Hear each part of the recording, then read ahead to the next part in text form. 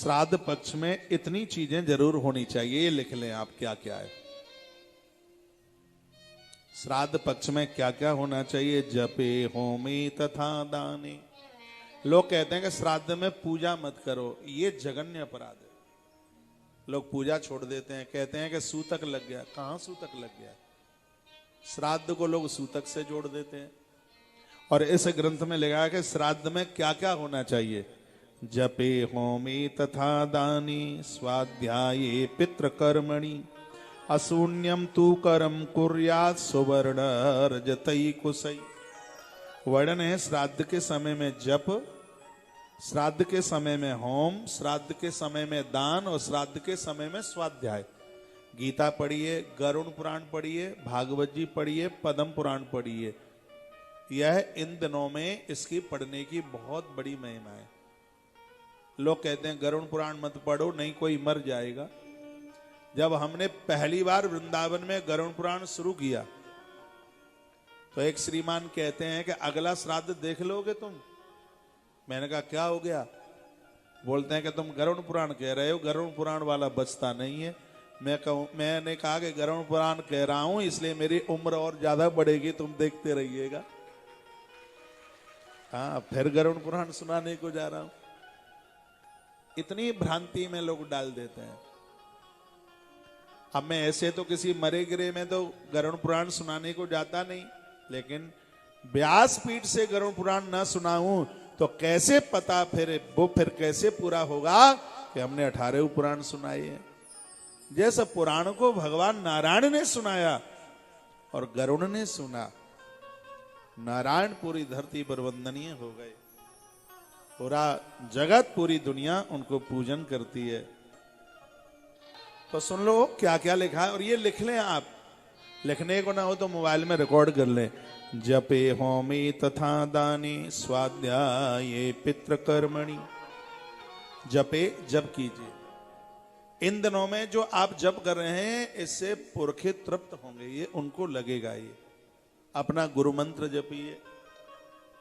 और इन दिनों में द्वादशाक्षर मंत्र ओम नमो भगवते वासुदेवाय, इस मंत्र का जप करने की बहुत बड़ी महिमा है। जिस प्रकार से नवरात्रा के समय पर नवाहन मंत्र जपते हैं ना, ओम ऐं ह्रीं क्लीं चामुंडाई विच्चे, उसकी बड़ी महिमा है।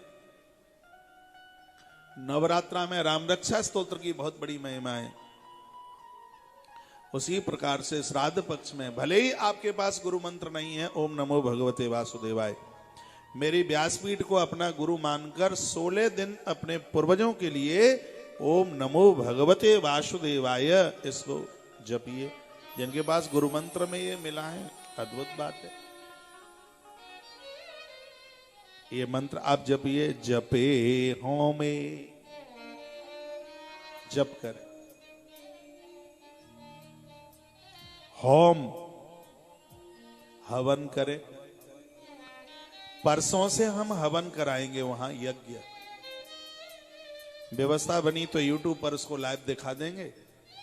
हम वहां से जो जो मंत्र डालें आप अपने घर पर उसी हिसाब से करते रहिए, ठीक रहेगा। तो वहां से जो वहां हमारे आचार्य लोग हवन कराएंगे उसको YouTube पर जोड़ देंगे। आप अपने घर में एक पात्र रख लें, ताम्र का पात्र रख लें। ताम्र ज्यादा बढ़िया है, तो उसमें आप कर ले, बढ़िया होगा। जपे होमे तथा दाने, श्राद्ध पक्ष में दान जरूर हो, उसकी महिमा। ये जो जो बताए होना चाहिए पितृपक्ष में, श्राद्ध पक्ष में होना चाहिए। जप, होम और दाने दान। फिर लिखा है स्वाध्याय। भले ही एक पन्ना पढ़ें आप, पूरा 16 दिन पुरखों के निमित्त, पूर्वजों के निमित्त। गीता जी पढ़िए, 15वां अध्याय, 18वां अध्याय, पूरी गीता नहीं तो पूरी गीता भी पूरी कर सकते हैं आप 16 दिन में। एक एक अध्याय पढ़ेंगे तो हो जाएगा। लास्ट के 2 अध्याय बचेंगे तो 2-2 अध्याय पढ़ लेना। श्रीमद् भगवत गीता से पुरखों को आत्म शांति मिलती है। इसलिए हम गया जी में हर वर्ष गीता जी का पाठ कराते हैं पुरखों के लिए। मैंने पूर्व में भी बोला होगा, मैंने इस गया जी का इतना बड़ा प्रभाव देखा है। मैंने वो कभी आपको बात बताई होगी, किसी परिवार में एक ही बेटा था, एक्सीडेंट में खत्म हो गया। उस माता ने ऑपरेशन करा रखा था द्वारा, तो फिर बच्चे की कोई उम्मीद ही नहीं थी। मैं उनके यहां बैठने को भी गया। गया जी में भागवत जी की पोथी रखवाई, संकल्प लेकर के मैंने खुद पूजन किया। आचार्य जी मंत्र पढ़ते थे, वो परिवार इतना टूट चुका था, इतने दुखी थे, वो तो गया जी नहीं पहुंचे।